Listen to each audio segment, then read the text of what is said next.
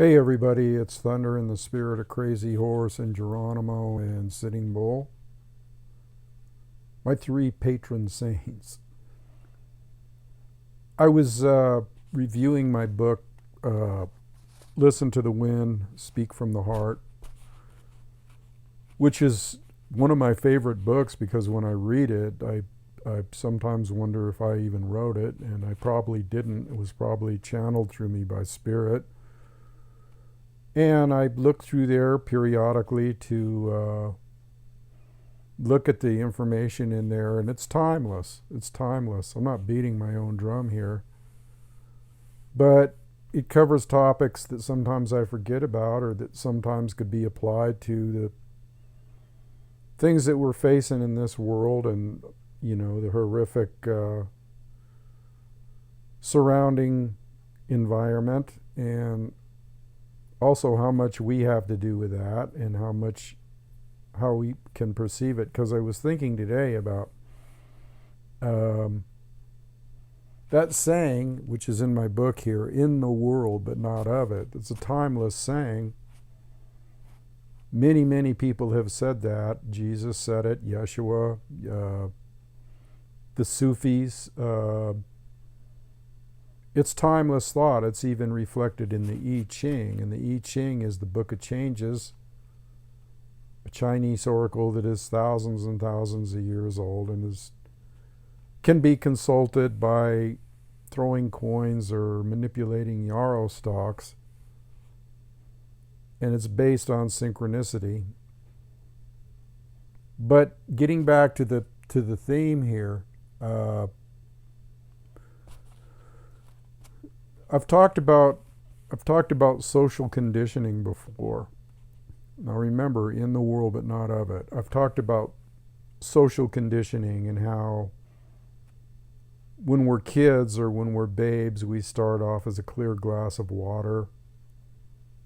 And through a slow process of brainwashing or propaganda from different sources, including the ones that say they love us, like our parents, and the schools say they have our best interests at heart, and it starts young, and religious people, religious those who represent the religions, okay, and if our parents belong to a religion or a belief system, they indoctrinate us, and then our parents indoctrinate us and say, oh, that's not good, or that's naughty, or you shouldn't do that, or you must act this way and you must act that. And so you got schools and you got institutions and you got all these people that are pouring mud, pouring dirt into this clear glass of water, which is what you were when you were born. And pretty soon you become something other than the true essence of who you are. You become, instead of a clear glass of water, which is next to the spirit that moves in all things, or pure spirit, you become adulterated.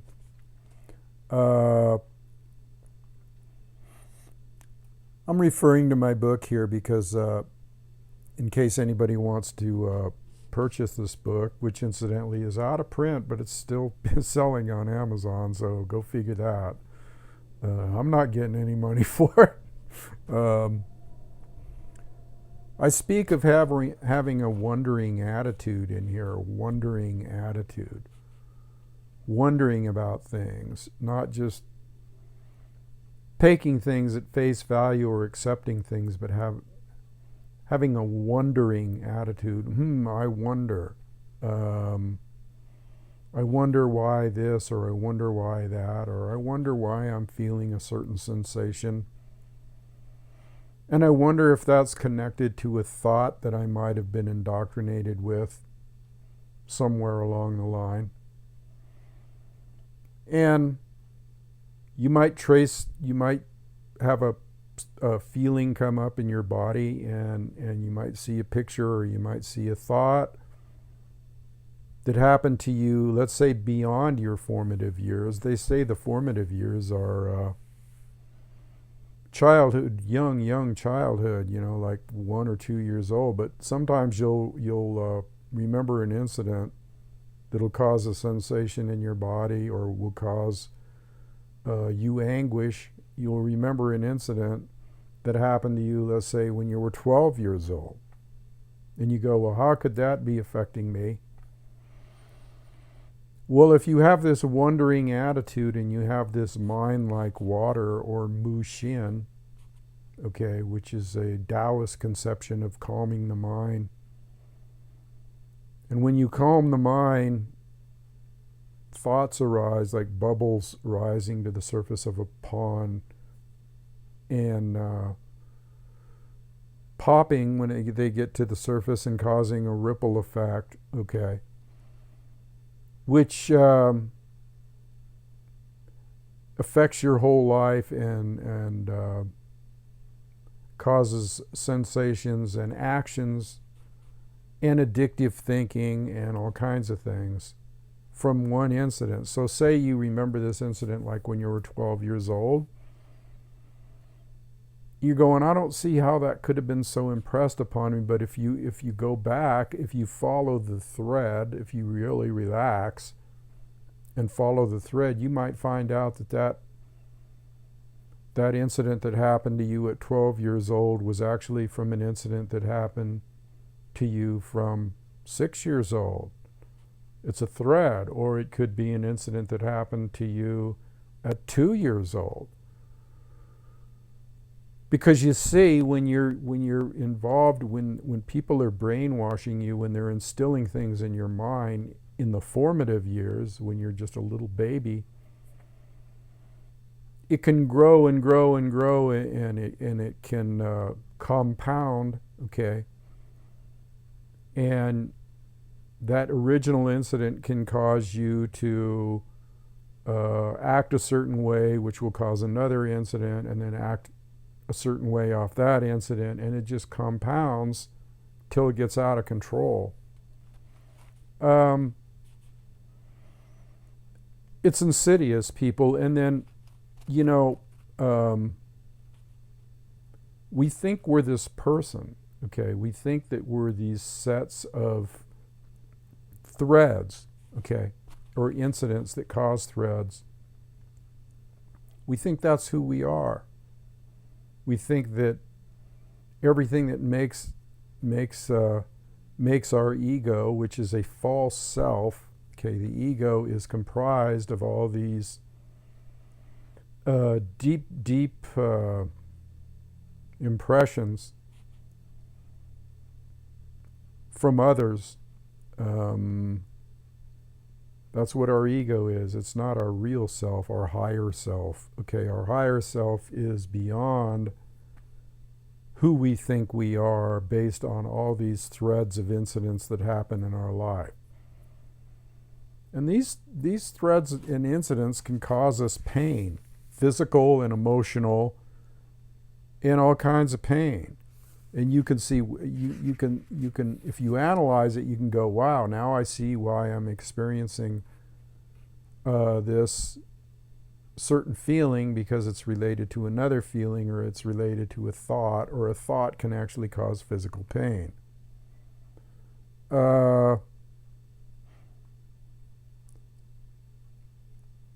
Now, getting back to this premise of in the world, but not of it.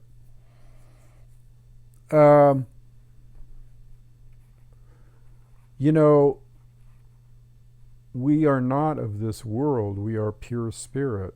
Okay, we are pure spirit, and so we might be in it. We might be walking around in it. We might be taking a journey through it, but we're not of it. That is not that is not who we are. Okay, we are pure spirit. We just don't know it. Of course, we are one with the creative power of the universe, and we deny that all the time, and it causes us all kinds of problems.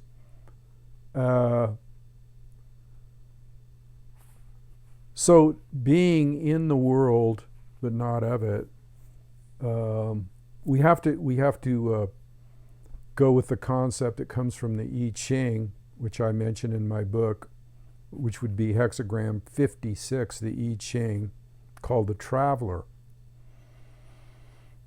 And the traveler is a person that the I Ching puts it this way. It says, pretend like you're a traveler in a foreign land. Pretend like you have gone to a foreign country. Let's say you went over to somewhere like,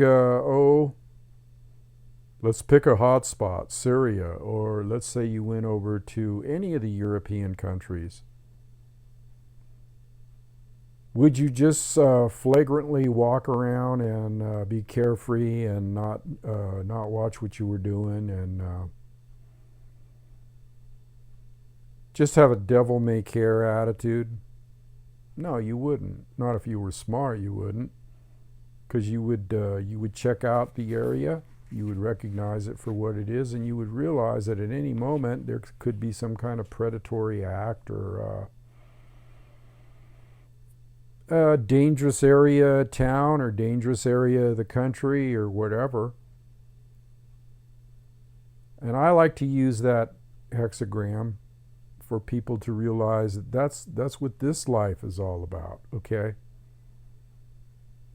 Because you can get caught up in, the situations that are surrounding us, okay?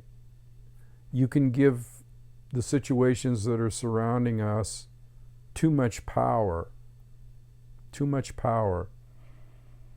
You can buy into things too much. It's you that controls your circumstances most of the time. But having said that, if you have been caught up in the world and you have been indoctrinated, you will be controlling your circumstances with the muddy water that has been put into you, and you will be manifesting certain things that may not be to your benefit from that muddy water, okay? Whereas if you had that clear state of mind, Mu Shin, mind like water or mind like clear water, you might manifest something entirely different out in the outside, because as within, so without. It's a timeless truism, okay? As a man thinketh, as within, so without. So we get in the way of ourselves sometimes. We get in the way of our true selves. Our false self gets in the way of our true self, okay? And so thus we don't allow ourselves to maybe have the true enjoyment that we really want in life, or the things that really make us happy. We're too caught up in the matrix, okay? You can use that term too, just like the movie The Matrix. Too caught up in it. I'm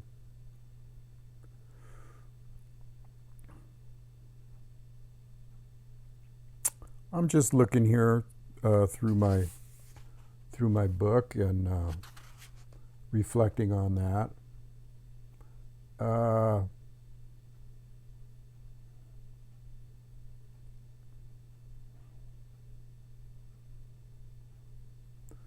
Sometimes we form opinions off of things we see on the outside of us. Because, and those opinions that we form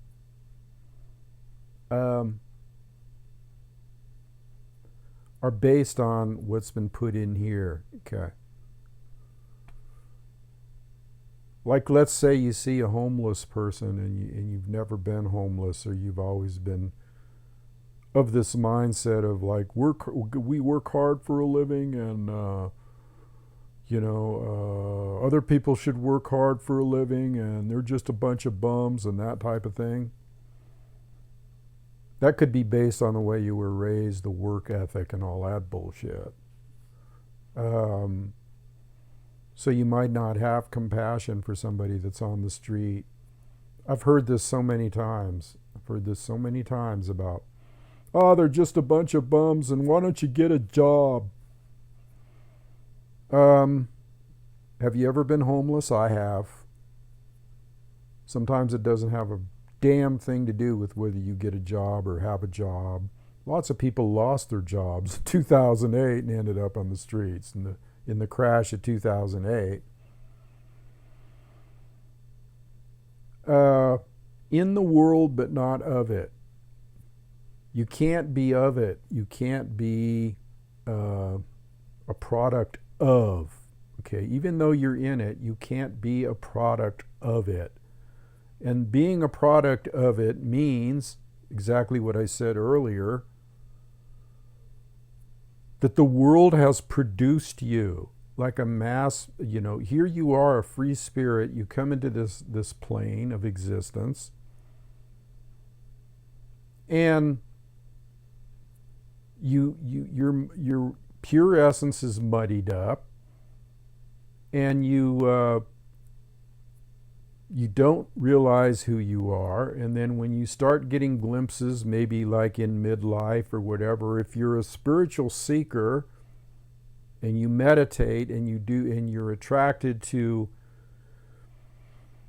that whole thing about seeking the spiritual aspect of life, or the higher aspect of life, or the higher consciousness regarding aspects of life, or the aspect of life, then you start getting glimpses. Or maybe you've done peyote, or you took some hallucinogenic drug which gave you a glimpse or a vision.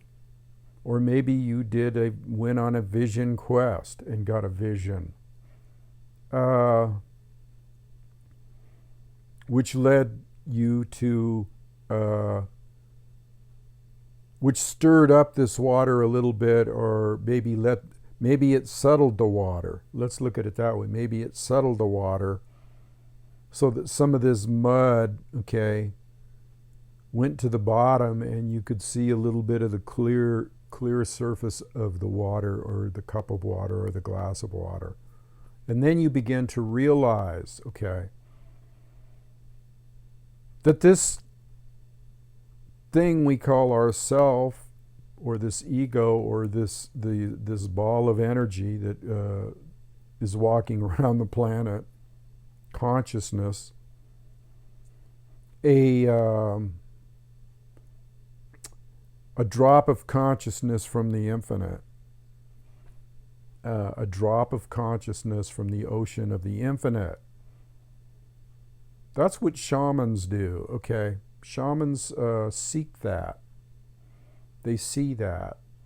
And then they delve into and yogis do too, they delve into the cause and effect of anguish in mankind and dis-ease. Had a good friend say that to me, and I've always used that term, which permeates our whole environment, and which we can rise above and see it for what it is, okay? There was a great yogi, Paramahansa Yogananda, who I studied, who I had the good fortune of being involved with, not while he was alive, but through some of his teachings and being an initiate into Kriya Yoga. He said, he was a very loving man, he said,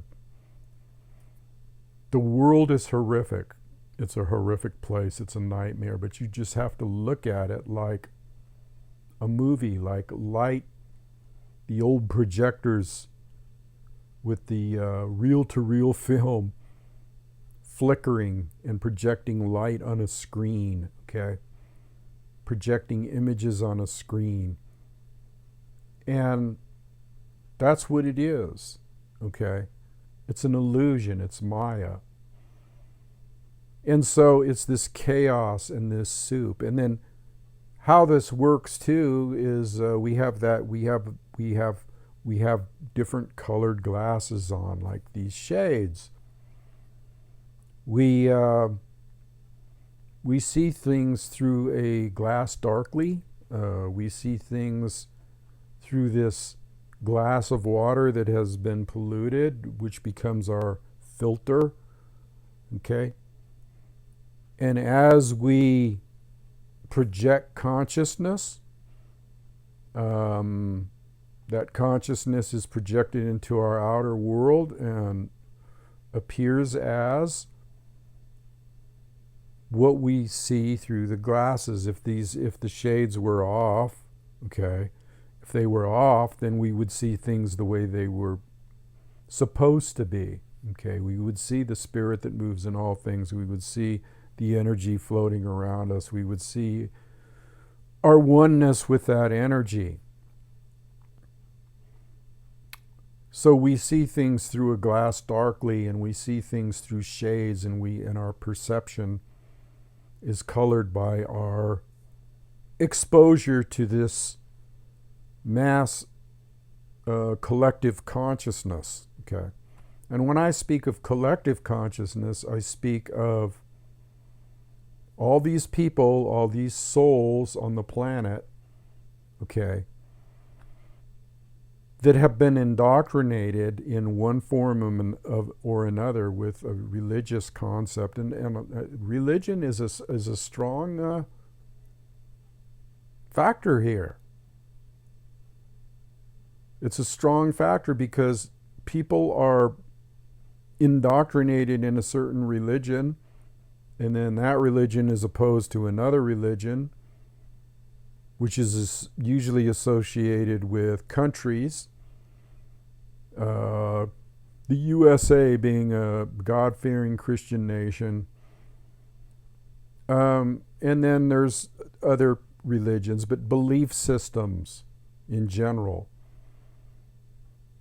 And a lot of this is divisive. It's divisive because people put a lot of faith or a lot of, they give it a lot of weight that they shouldn't. Mostly because their parents brought them up in this religion, or they were indoctrinated, or whatever. But getting back to my point here, this collective consciousness is one of, there's a heavy component of war. That's why you have to be a spiritual warrior to realize this. A heavy component of warfare, okay, and battling, okay. And what does this do? Well, it not only creates horrific events on the outside, this collective consciousness, but it creates events within yourself, okay?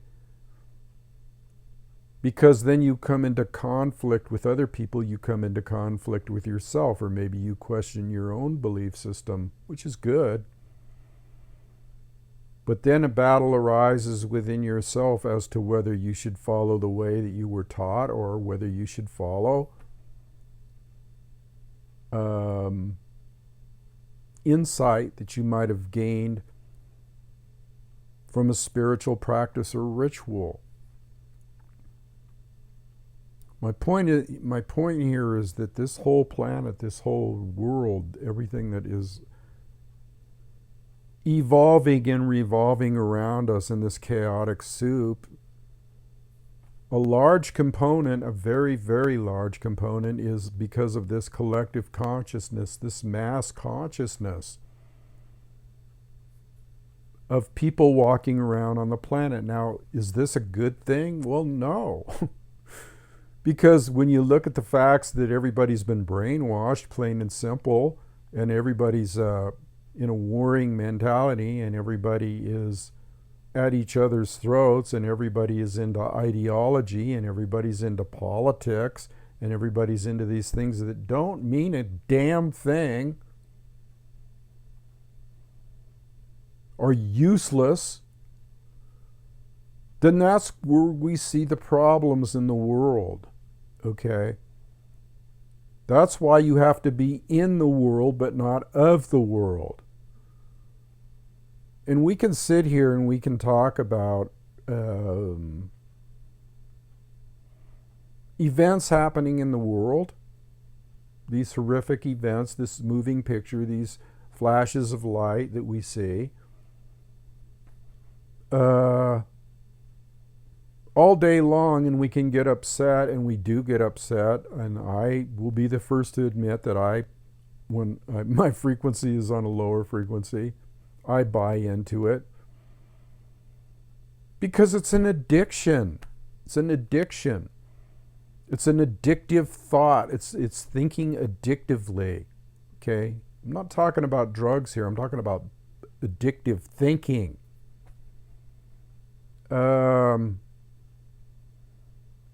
It's insidious.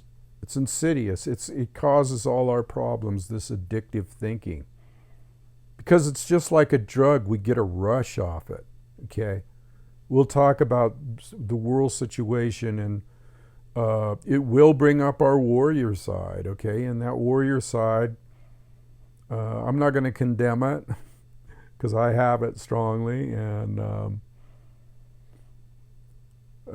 it makes you want to fight something. It makes you want to fight injustice. It makes you want to fight the darkness. It makes you want to fight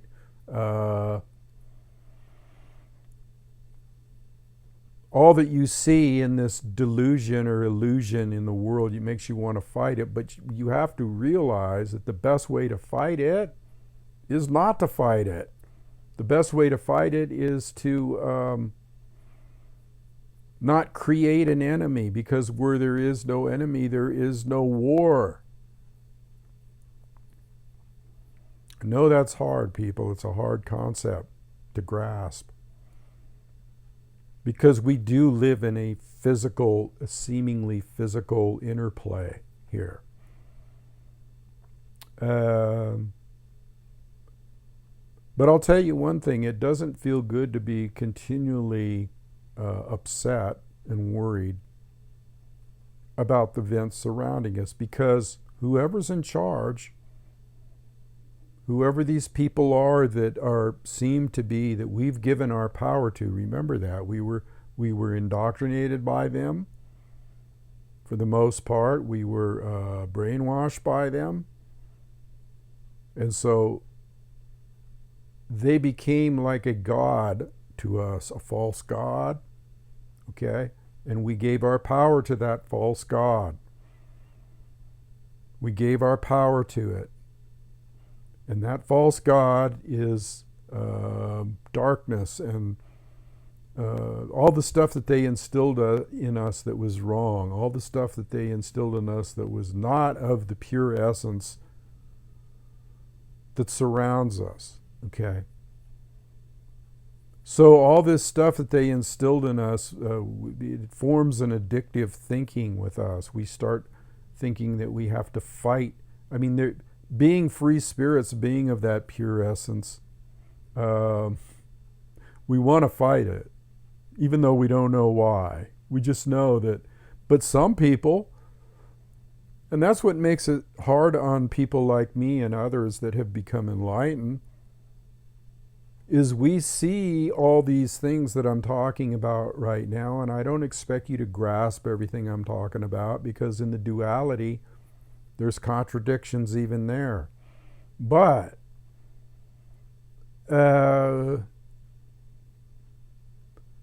you can't buy into this addictive thinking about it. Getting a rush, or you have to try to get to that level of Mushin, mind like water, mind like clear water. Then you can navigate around in this soup of chaos and look at it and feel wonderfully free from it. Even events that surround you, even events that upset you, even events from people that are next to you, that are close to you, relatives, friends, so-called friends, enemies. This is all a very pure concept in the martial arts also. Okay? And it's a beautiful concept of the sword of no sword. Okay, you don't need a sword to fight, because you don't need to fight, because you have already been through the extreme battles and you've already died. Okay, you've already accepted death. So what can harm you after that? What can harm you? You can walk into chaos. You can walk into the valley of the shadow of death, whatever. That's what that means.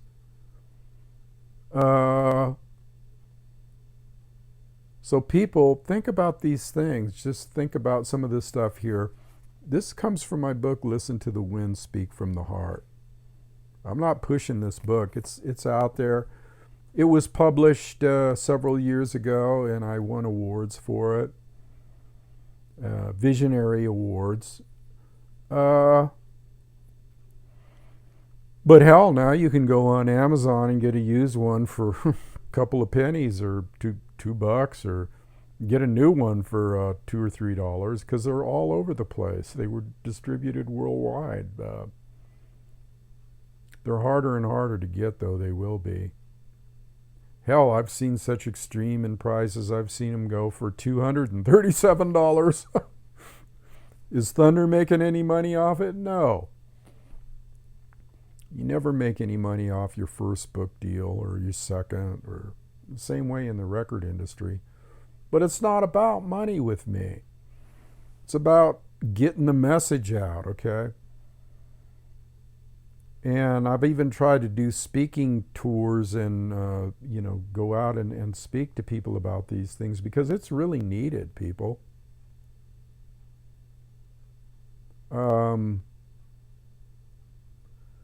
Just some food for thought, maybe periodically, since I'm out here in the ranch in Sandy Valley, and I'm in a different state of mind. I'm out of the city.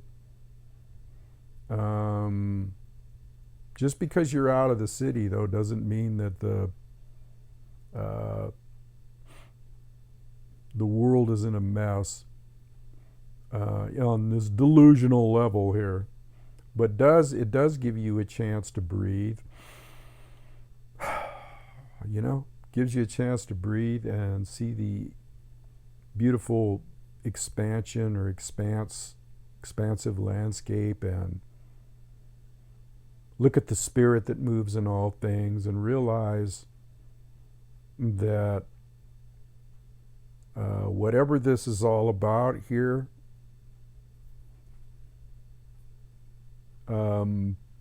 we can really get caught up into thinking about what is this all about. But what it's really about is rising above it all, okay? Totally rising above it. And I mean lifting your frequency up, clearing your mind, releasing all the tension, worry, and stress associated with the bombardment of the negative energy from the people of this mass collective of consciousness, and the ones that propagated it in the first place. Where does that come from? Some dark place. Some dark place. Okay, there's light, okay, and then there's dark. Darkness is in the physical realm. Light, being airy, is in the spiritual realm, the higher frequencies, where the shamans and medicine men and enlightened beings walk. Okay, do you want to walk there? Well, then you need to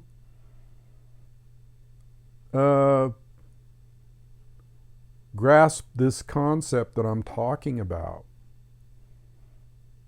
Because invariably, these people out here that came from this place of darkness, that's the only way I can describe it, or low energy, low energy, low frequency.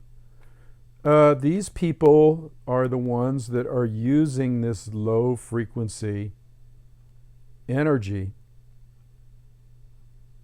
to hook into your addictive thinking. To hook into your addictive thinking. They're baiting you all the time. Why and how? With fear and worry and anxiety and stress. It's a killer, okay? And they know it, and they're using it for that purpose. So do you want to give your power to that? Do you want to give your power to these imbecile idiots? And get angry at them like Thunder does sometimes? See, Thunder walks the red road, but he is not beyond stumbling and falling. So what happens when you stumble and fall? Well, you get up and you put one moccasin in front of the other, okay, one foot in front of the other, and you keep walking that red road, okay? And walking the red road means that you are above and beyond all of this stuff, just like some of the great tribal people like Crazy Horse. And yes, they went into battle, but at the same time they were having insights as to the ridiculousness of it all. But that's for another video. That's for another video. I'll just leave it here today and leave these words of wisdom in the world but not of it. Think about it. Adios.